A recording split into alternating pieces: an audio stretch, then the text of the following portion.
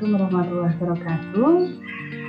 Kembali lagi untuk sesi berikutnya pada mata kuliah SPM Strategi Pembelajaran Matematika, masih bersama saya Bu Nila.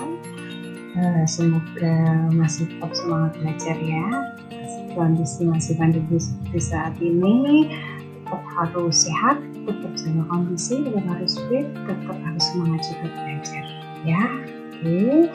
Untuk sesi kali ini Bu Nila akan sharing sedikit kaitannya dengan penerapan GLS yang pada sesi sebelumnya sudah pernah Bu Nila sampaikan. Nah, sesi kali ini kaitannya adalah dengan penerapan GLS tersebut ya. Kalau pada sesi sebelumnya kita bicara sedikit terkait GLS itu apa, komponen-komponennya apa saja, bisa diberikan ke dalam beberapa kemampuan literasi dan sebagainya gitu ya.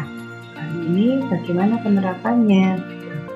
Nah, tentunya GLS nanti Bu Nila koneksikan terkait dengan penumbuhan budi pekerti yang untuk saat ini memang sudah terjadi kemunduran gitu ya. Semoga saja dengan adanya sharing terkait dengan penerapan GLS ini bisa menjadikan Indonesia bisa menjadi lebih baik lagi gitu ya. Untuk kompetensi atau tujuan dari perkuliahan ini, sesi kali ini harapannya saudara sekalian mampu mengaitkan GLS dengan penumbuhan budi pekerti ya, dan aplikasinya tentunya di dalam kehidupan sehari-hari saudara sekalian gitu ya. Jadi bisa kemudian nanti diterapkan di dalam kehidupan sehari-hari di lingkungan sekitar saudara, di dalam bersosialisasi dengan lingkungan sekitar saudara ya. Syukur-syukur bisa senantiasa diaplikasikan dimanapun saudara berada. Oke, GLS sendiri yang sudah pada sesi sebelumnya kita juga tuturkan gitu ya. Ini merupakan peraturan dari Menteri Pendidikan dan Kebudayaan nomor 23 tahun 2015. Tentunya terkait dengan implementasinya melibatkan masyarakat secara kebanyakan atau secara pelibatan publik seperti itu ya. Pada pasal 2.c menjelaskan bahwa PBB bertujuan untuk menjadikan pendidikan sebagai gerakan yang melibatkan pemerintah ya, secara pemerintah pusat dulu, terus kemudian pemerintah daerah, masyarakat maupun keluarga. Nah, kaitannya dengan GLS ini harapannya diupayakan untuk kegiatan tersebut dilibatkan seluas-luasnya terkait dengan pelibatan dari masyarakat atau pelibatan publik seperti itu ya. Bisa di direktorat, akademisi, pegiat literasi dan sebagainya.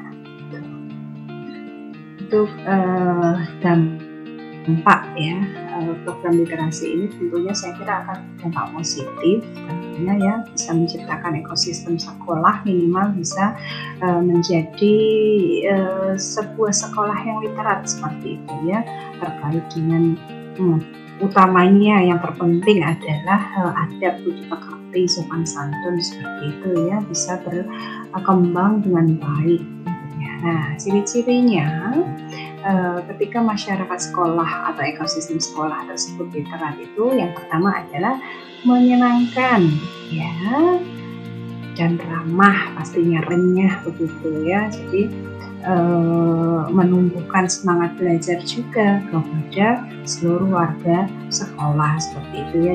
Dengan adanya program GLS ini diharapkan bisa lebih menyenangkan karena kita bisa menyatu gitu, kita bisa membaca bersama, melaksanakan eksplorasi pengetahuan secara bersama-sama gitu ya. Meskipun pada saat pandemi seperti ini kalian bisa eksplorasi juga di rumah dengan anggota keluarga yang ada di rumah seperti itu. Kemudian yang kedua, semua warga sekolah menunjukkan empati ini yang harus kemudian kita garis bawahi, karena untuk saat ini yang terjadi biasanya lebih condong kepada masyarakat yang lebih acuh begitu ya, kemudian tidak begitu mengedepankan empati begitu ya, kurangnya rasa empati kepada sesama gitu. Nah, harapannya dengan agenda GLS ini tentunya pada prodi pendidikan matematika kita bisa menumbuhkan sikap-sikap baik ini ya, bisa berempati, bukan merupakan sosok yang acuh, kemudian juga peduli dan bisa bertoleransi, menghargai sesama manusia yang lainnya begitu. Untuk yang ketiga, menumbuhkan semangat ingin tahu dan cinta pengetahuan ya. Kaitannya dengan membaca tadi, tentunya kita ketika kita membaca pasti kita akan terbuka ya, kita bisa melihat dunia secara luas begitu ya. Nah, secara otomatis akan menggugah rasa keingintahuan kita, rasa cinta kita terhadap ilmu pengetahuan yang ada ya, semakin mengeksplorasi diri kita untuk lebih mencari tahu, ingin lagi dan ingin tahu lagi gitu ya, terkait dengan pengetahuan tentunya ya. Kemudian yang keempat adalah memampukan warganya untuk cepat berkomunikasi dan dapat berkontribusi pada lingkungan sosialnya gitu ya. Jadi dengan kita banyak memiliki referensi dari membaca tersebut, kita memiliki banyak pengetahuan, secara otomatis akan merubah mindset kita, kemudian kita akan bisa betul-betul berkomunikasi yang jauh lebih baik lagi redaksinya, gitu ya, bisa menghargai komunitas lingkungan sosialnya juga, seperti itu ya. Terus yang terakhir, harapannya bisa mengakomodir partisipasi seluruh warga dan lingkungan eksternal sekolah. Kaitannya bisa diaplikasikan di dalam kehidupan siswa atau di lingkungan sekitar siswa, mahasiswa, saudara sekalian gitu ya. Untuk sasaran GLS ini sebetulnya pada jenjang pendidikan dasar maupun pendidikan menengah, pun tidak menutup kemungkinan jika saudara pada pendidikan atas begitu kemudian juga menerapkan hal ini, karena sangat baik tentunya, sehingga nanti bisa saudara eksplorasi yang jauh lebih global lagi gitu ya, tidak hanya pada ke-6 poin yang kemarin sudah kita sampaikan dari sesi GLS pada sesi sebelumnya. Nah, untuk tahapan pelaksanaan GLS-nya sendiri, biasanya sekolah itu melaksanakan penumbuhan minat baca melalui kegiatan membaca ya, sebelum kegiatan KBM, kegiatan belajar mengajar dimulai itu melakukan pembiasaan 15 menit untuk membaca ya. Bacaannya apa saja nanti Bunda akan kupas pada slide berikutnya gitu ya. Ini sesuai dengan Permendikbud nomor 23 tahun 2015. Untuk yang kedua, kaitannya dengan meningkatkan kemampuan literasi melalui kegiatan menanggapi buku pengayaan. Nah, ini termasuk ke dalam pengembangan juga ya, karena bersifat menanggapi, menguraikan, mendeskripsikan dari apa hal-hal yang sudah kemudian dipelajari sebelumnya. Terus kemudian yang ketiga, meningkatkan kemampuan literasi di semua mata pelajaran ya, menggunakan buku pengayaan dan strategi membaca di semua mata pelajaran. Jadi kemudian program literasi itu hanya pada mata pelajaran bahasa Indonesia saja. Tidak seperti itu tentunya, yaitu adalah masih sangat sempit artinya pengetahuan dari orang tersebut ya, karena literasi itu lingkupnya sudah sangat luas, bisa matematika, bisa bahasa Indonesia, bisa mata pelajaran yang lainnya. Seluruh mata pelajaran bahkan bisa dieksplorasi dengan literasi seperti itu. Untuk tahap yang pertama yang tadi ya Bunda sudah sampaikan, pembiasaan kegiatan membaca yang menyenangkan. Nah, seperti apa? Nah, sebelum Bunda sampaikan seperti apanya, tujuannya terlebih dahulu Bunda sampaikan ya. Tentunya ketika ada pembiasaan 15 menit sebelum KTM berlangsung, terus kemudian diagendakan untuk kegiatan membaca, dan tentunya harus menyenangkan. Ini tujuannya adalah untuk menumbuhkan minat terhadap bacaan, terhadap kegiatan membaca pada warga sekolah, begitu ya. Terus kemudian yang kedua, untuk pengembangan minat baca untuk meningkatkan kemampuan literasi. Nah, dari poin yang pertama yang tadinya sudah mau membaca, kemudian setelah mempunyai banyak referensi, nanti kan bisa kemudian dikembangkan ya, kemampuan memahami bacaan, terus kemudian dikaitkan dengan pengalaman pribadinya, mungkin bisa juga dia berpikir kreatif, berpikir kritis, bisa komunikatif juga gitu ya, dan sebagainya. Terus kemudian yang ketiga, pelaksanaan pembelajaran berbasis literasi. Nah, pada tahapan ini tujuannya adalah mengembangkan kemampuan di dalam memahami teks dan mengaitkannya dengan pengalaman pribadi, kemampuan berpikir kritis, kemampuan komunikasi, kemampuan berpikir kreatif, gitu ya, di dalam menanggapi teks buku bacaan penilaian dan buku mata pelajaran. Nah, di dalam tahapan ini ada 3 latihan yang sifatnya berupa akademis, begitu ya, terkait dengan mata pelajaran tentunya. Nah, kegiatan membaca pada tahap ini untuk mendukung pelaksanaan kurtilas tentunya ya, yang kemudian mempersyaratkan kepada siswanya peserta didiknya untuk membaca buku non-teks pelajaran yang dapat berupa buku pengetahuan umum, ensiklopedia, buku kegemaran, minat, bakat, teks multimodal, dan sebagainya ya. Tentunya biasanya itu tagihannya sebanyak 6 buku biasanya bagi siswa SD, kemudian 12 buku bagi siswa SMP, dan 18 buku bagi siswa SMA atau SMK atau sederajat. Jadi nanti ini juga bisa kemudian dimodifikasi lagi untuk angka-angkanya ya, jadi tidak kemudian terpatok seperti ini ya, jadi bisa ditambah maupun disamakan atau improvisasi yang lainnya, begitu ya. Kemudian untuk fokus kegiatan dalam tahapan literasi sekolah, nah nih tadi sudah Bunda sampaikan bahwa 15 menit itu kegiatan di sekolah diagendakan untuk membaca ya sebelum KTM berlangsung. Ini membacanya berupa read aloud, artinya membaca dengan nyaring ya. Tujuannya apa? Tentunya bisa kemudian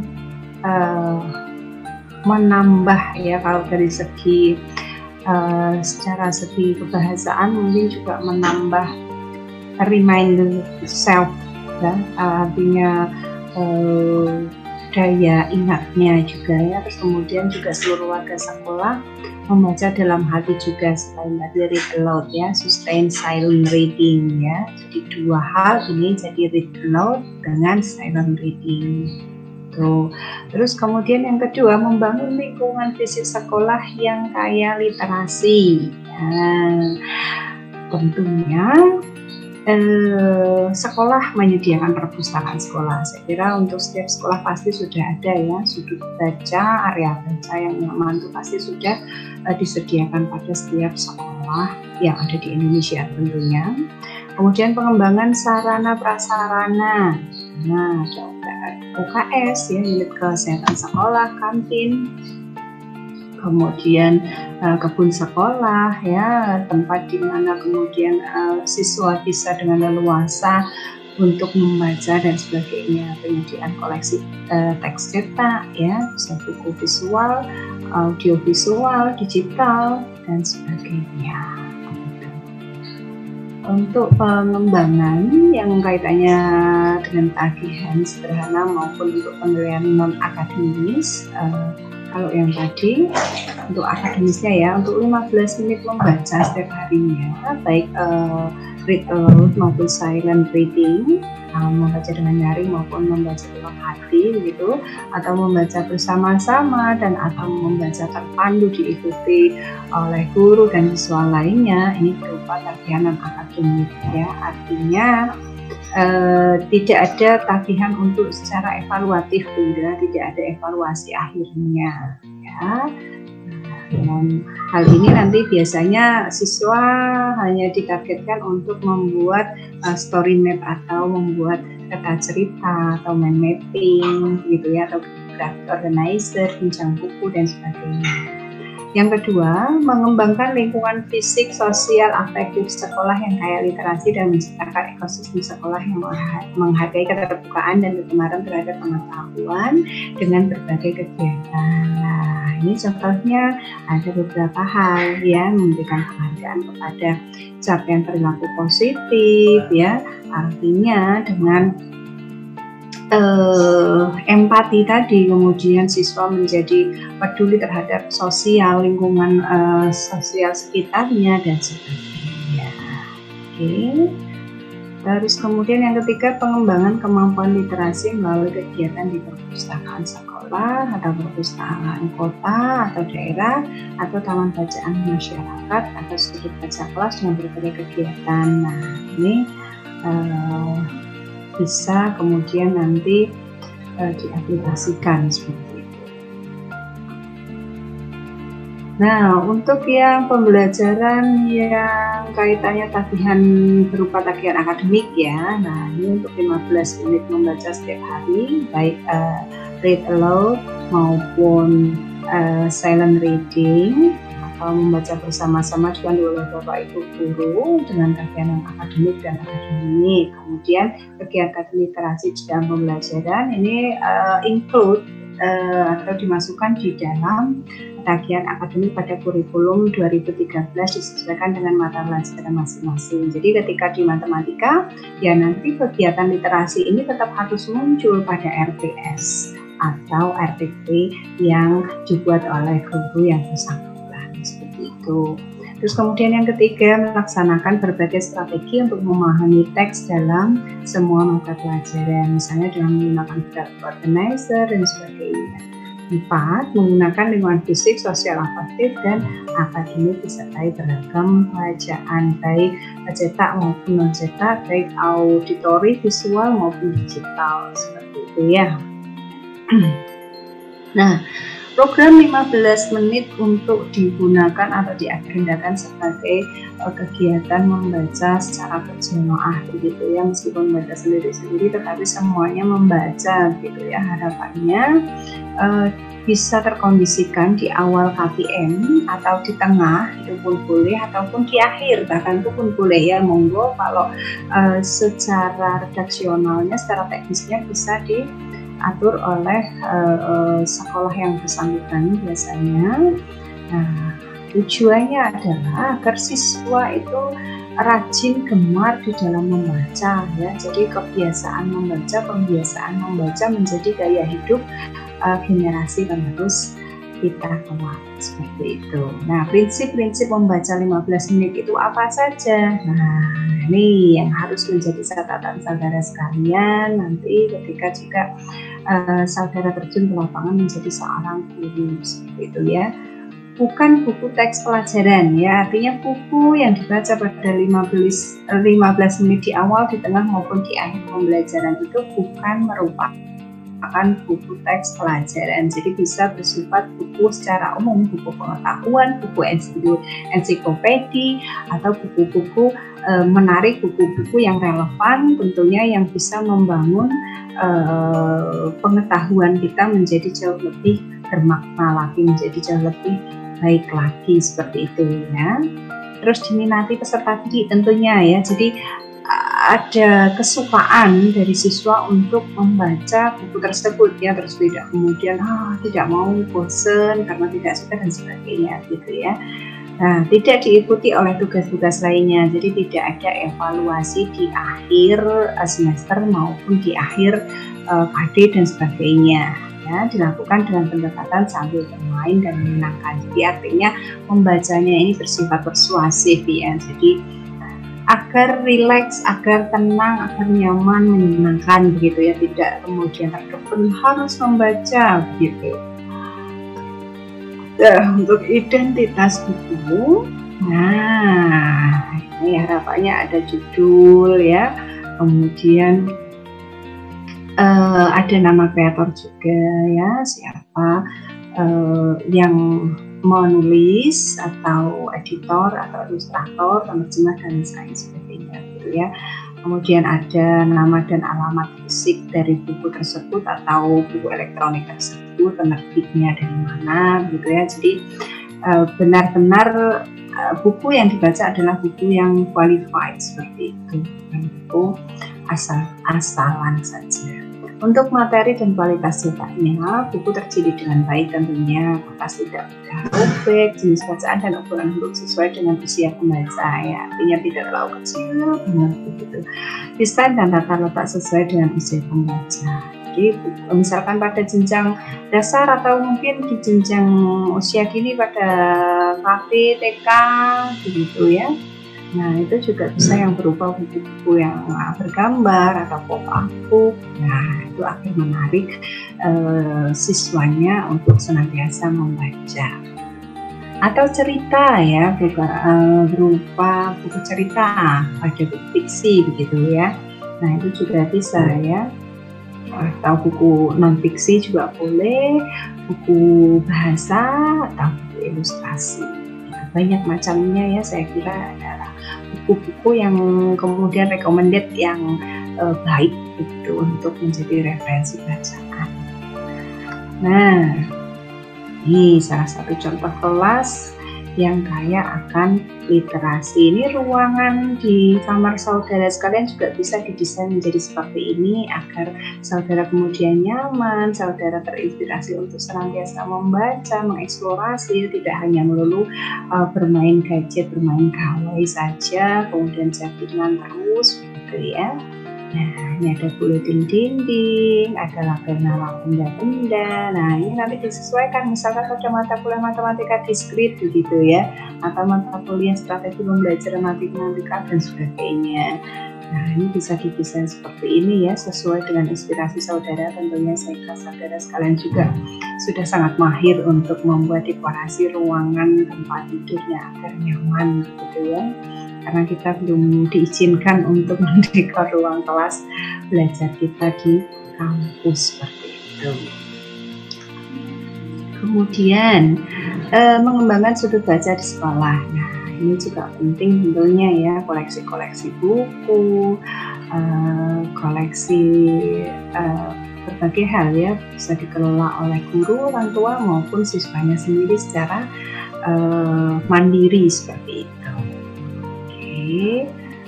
Nah ini juga perpustakaan sekolahnya ya, jadi kegiatan membaca itu jadi bukan merupakan satu kegiatan yang sangat menakutkan atau sangat membosankan, boring dan sebagainya. Jadi agar lebih semangat lagi di dalam kita membaca ya. Nah, jadi buku ensiklopedi, kamus, majalah, koran, Wikimedia baik auditori, visual maupun yang lainnya, elektronik dan sebagainya itu bisa kemudian dikumpulkan untuk menjadi referensi seperti ini. Gitu.